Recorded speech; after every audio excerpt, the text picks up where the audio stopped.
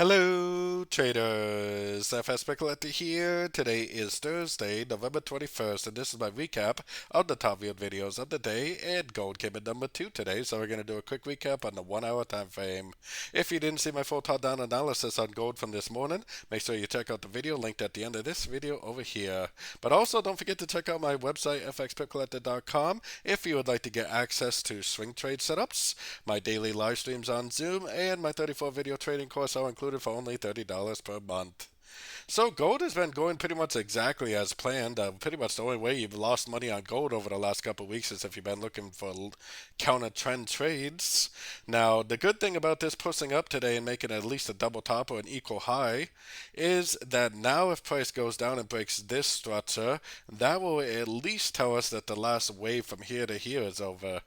Which doesn't mean trend reversal. It could just mean that cuts into this last move like a three-way pattern like that. But the key thing is right here.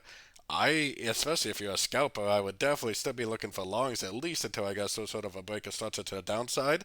I mean, there's definitely a possibility it could just keep on making higher highs, higher lows up to the next Fibonacci level. So if it breaks structure, throw your Fibonacci retracement on the last move up, then observe it to see if it makes three waves down, impulsive up at a fib level, or whether it makes impulsive down, goes down and breaks this structure. So either way, pay attention to your structure, pay attention to your highs and lows, and you should be trading in the right direction. As always, don't forget to join my free Discord channel, and happy trading.